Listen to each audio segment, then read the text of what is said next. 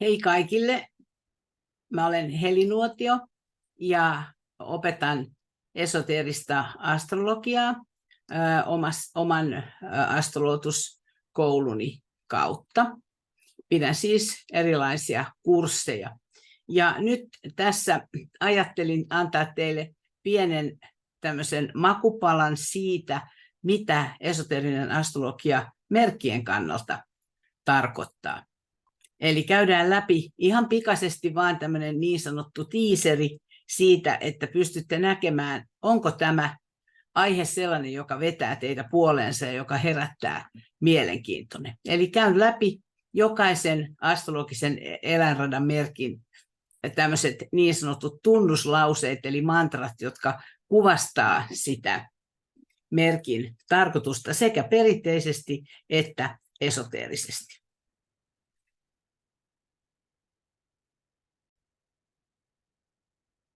Joo, eli voidaan ajatella näin, että eläinradan merkit evoluution näkökulmasta, koska samoin kuin ihminen kehittyy, niin samalla merkkikin tai merkin tarkoitus ja sisältö kehittyy siinä samalla. Täällä teillä on tässä sivussa näkyy aina hallitsijaplaneetat. En käy niitä tässä lyhyessä esittelyssä sen tarkemmin läpi, mutta voitte ne tuosta nähdä. Aloitetaan ensimmäisestä merkistä, eli oinaasta. Oinaan tunnuslause perinteisesti on etsittäköön taas muotoa. Näin Alice Bailyn kirjassa sanotaan. Ja mitä tämä tarkoittaa on se, että oinaasta kaikki alkaa, oinas on ensimmäinen merkki, ja aina inkarnaatioketjujen kuluessa niin tästä lähdetään aina etsimään uudelleen muotoa, eli ihmismuotoa. Sitä, minkä kautta lopulta meidän tämä sisäinen pyhyys voi ilmentyä. Sitten kun oinas kehittyy evoluution kuluessa ja lukuisten inkarnaatioiden aikana, niin mantra muuttuu astun esiin ja hallitsen mielen tasolta. Eli tässä voi huomata sen, että täällä hallitsijoissa ensin meillä on perinteisesti Mars hallitsijana, mutta sitten meillä muuttuu Merkurius hallitsijaksi siinä vaiheessa, kun oinas on jo saanut haltuunsa oman mielensä tai pystyy käyttämään mieltä kehittyneemmin kuin mikä on vain se Marsin tuoma suuri innostus, jolla oinas lähtee perinteisesti aina liikkeelle ja tarttuu asioihin ja ideoihin. Härän kohdalla härkä sanoo ensin, olkoon kamppailu pelotonta. Esoteerisesti härkä on merkki, jossa tavoitellaan valoa, jonka ydinasia on valo, ja härkä kuuluu härkä-skorpioni-akselille, joka on ihmiskunnan kannalta hyvin tärkeä akseli. Ja siinä kamppaillaan, siinä todella kamppaillaan. Me puhutaan esoteerisessa astrologiassa säteistä, ja tässä nyt sitä ei ole mainittu täällä hallitsijoissa, koska se ei kuulu tähän sarjaan, mutta härän kautta kulkee niin sanottu nelossäde, jonka nimi on harmonia konfliktin kautta, ja sehän mitä suurimmassa määrin kuvaa ihmiskunnan tätä koko kamppailua, eli me joudutaan aina konfliktiin, ja kuitenkin ennen mitä myöhemmin sieltä löytyy harmonia taustalta. Eli silloin, kun härkä alkaa tavoitella sitä todellista arvoa, todellista sellaisia asioita, joilla on merkitystä oikeasti ihmisen elämän kannalta ja sen kehityksen kannalta, niin kyseessä on valo. Ja sen takia härkä sanoo täällä, näin kun silmä on avautunut, kaikki on valoa. Ja täällä on Vulkan tai Vulkanus, joka hallitsee, ja se on ykkössäteen eli tahdonvoiman planeetta. Eli me tarvitaan tähän valtavasti valoa, koska meillä on niin suuri ihmiskunnan tasolla oleva haaste tällä härkä-skorpioni-akselilla, niin siitä ei ilman tahdonvoimaa selvitä. Sitten kaksonen, tehköön epävakaisuus työnsä. No, kaikki, jotka astrologiaa vähän tuntee, niin tietää, kuinka kaksonen hyppii sinne tänne ja tonne ja on niin kuin tavallaan epävakaa. Mutta sitten, kun kaksonen huomaa, että hänellä on toinenkin olemuspuoli kuin vain se, joka sählää ja etsii ja ottaa ja kokeilee ja on kiinnostunut kaikesta, niin hän huomaa, että näen toisen itseni ja toisen himmetessä kasvan ja loistan. Eli silloin, kun hän alkaa oivaltaa sen todellisen olemuspuolensa, sen sisäisen minuutensa, tai voidaan sanoa sielun, niin silloin hän alkaa niin kuin fokustaa. Taas puhutaan akselista, kaksonen jousimiesakselista, ja jousimies taas tähtää nuolensa yhteen ainoaan päämäärään kerrallaan.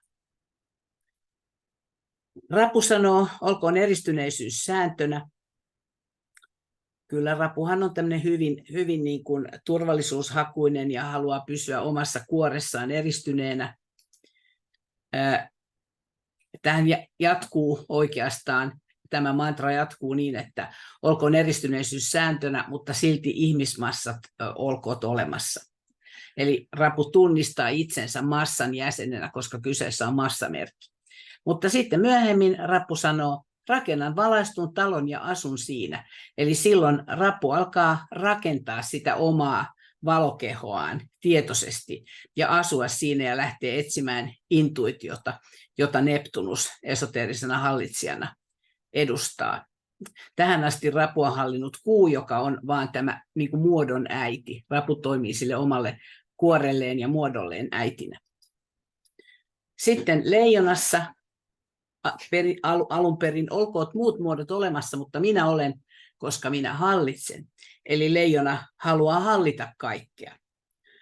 Mutta sitten myöhemmin olen se ja se minä olen. Mikä se? Olen se sielu. Eli leijona löytää todellisen identiteettinsä ja olemuspuolensa, joka on se hänen sisäinen sielunsa, jota tämä merkkikin symboli kuvastaa, että se keskipiste siellä universumin sisällä on se todellinen minä. Neitsyt sanoo alun perin maamerkkinä, hallitkoon materia. Hyvin materialistisia asioita liitetään neitsyön merkkiin. Ja siellä hallitsee Merkurius, mutta sitten esoteerinen tilanne muuttaa asian täysin.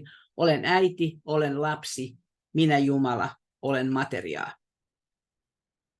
Silloin neitsyt huomaa, että hänessä on ja asuu se pyhyys, joka on sen materian sisällä, eli fyysisen kehon ja olemuksen sisällä. Vaaka taas, kaikki tiedämme, jotka astrologiaa ollaan harrastettu, että vaakaan liittyy valinnat vahvasti, ja siellä tehtäköön valinta on perinteinen, eli vaan pitää oppia tekemään valinnat. Jos meillä on kuumerkkinä vaaka, niin se on vielä ehkä voi olla vaikeampaa tehdä niitä valintoja, kun se on niin tyypillistä olla häilyä kahden puolen. Valitsen tien kahden suuren voimalinjan välistä on sitten, kun vaaka näkee, mitkä on ne asiat, joiden puolesta pitää valinnat tehdä. Siellä on Uranus hallitsee, jossa on tämä sähkövoima mukana. Skorpioni sanoo, kukoistakoon harha ja hallitkoon petos. Skorpioni siis itsepetoksen mestari. Hautaa kaikki sisälleen syvälle eikä halua nähdä totuutta ennen kuin härän valo valaisee asiat niin, että ne on pakko nähdä. Ja sen jälkeen Skorpioni voi sanoa, olen soturi ja tulen taistelusta voittajana. Ja siellä on Mars, myöskin esoteerinen hallitsija, kuten perinteinen. Sitten jousimies sanoo, etsittäköön ruokaa. Siinä ollaan niin kuin eläinihmisiä, jotka vaan tähtää sen nuolensa ruoan etsimisen puolesta. Ja näin päämäärän, saavutan päämäärän ja näin seuraavan päämäärän on jousimiehen esoteerinen mantra. Eli silloin, kun jousimies on pystynyt jo näkemään, että mitkä on ne tavoitteet, mitä kohti hän tavoittelee, niin silloin siitä tulee päämäärätietoista ja valinnat tehdään sen mukaan. Ja siellä on maaplaneetta hallitsijana, joka kuvastaa sitä, että tätä polkua kuljetaan maan päällä ja tehdään ne valinnat maan päällä. Se on fyysisen tason toimintaa. Kauris sanoo, hallitkoon kunnianhimo ja olkoot ovet avoimet. Eli Kaurille on kaikki mahdollista, kaikki mihin liittyy erilaiset vaihtoehdot, kunnianhimoiset tavoitteet ja niin edelleen. Hän tulee ja tavallaan hallitsee sen oman kunnianhimonsa kautta. Mutta sitten aivan muuttuu teema kokonaan. Olen eksyssissä ylimaallisessa valossa, mutta kuitenkin käännän tuolle valolle selkäni. Eli tähän liittyy sitten pidempi tarina, johon mä en nyt mene, koska se vaatii jo vähän enemmän selostusta. Siellä on Saturnus hallitsee myöskin esoteerisella tasolla. Sitten meillä on vesimies, joka sanoo alkuun, olkoon halu muodossa sääntönä. Eli taas puhutaan tästä ihmismuodosta, ihmismerkki, ja siellä on vesi virtaa, jos ajatellaan niin kuin perinteisesti, vesihän edustaa meidän tunnekehoa, ja tunnekehoon liittyy kaikki halut. Sitten myöhemmin olen elämänvesi, joka ammennetaan janoisille. Tai voidaan ajatella myös olen tiedonvesi, koska se tieto sisältää sen elämän. Ja kaloissa taas me puhutaan esoteerisessa astrologiassa karttaympyrän kahdensuuntaisesta pyörimissuunnasta, niin perinteisesti alun perin, kun ihmisolento lähtee kypsymään ja kehittymään, niin me laskeudutaan materian mereen kaloihin, eli karttaympyrää luetaan myötäpäivään. Ja silloin sanotaan, että mene materiaan, eli laskeudu sinne materian mereen, missä hallitsee kaikenlaiset veteen liitettävät tunneasiat, harhat ja niin edelleen. Ja sitten myöhemmin kalat sanoo, lähden isäni kodista ja palatessani takaisin pelastun tai pelastan, eli pelastan ensin itseni, samalla pelastun ja lopulta tähän liittyy koko maailman pelastajan teema tähän kalojen merkkiin. Eli tämmöinen on tämä lyhyt kuvaus näistä merkeistä esoteerisessa ja perinteisessä mielessä. Eli tervetuloa opiskelemaan, jos tunnette kiinnostusta, jos tämä video ja tämä lyhyt esittely herätti mielenkiintonne tätä aihetta kohtaan. Kiitos kuuntelemisesta ja moi moi!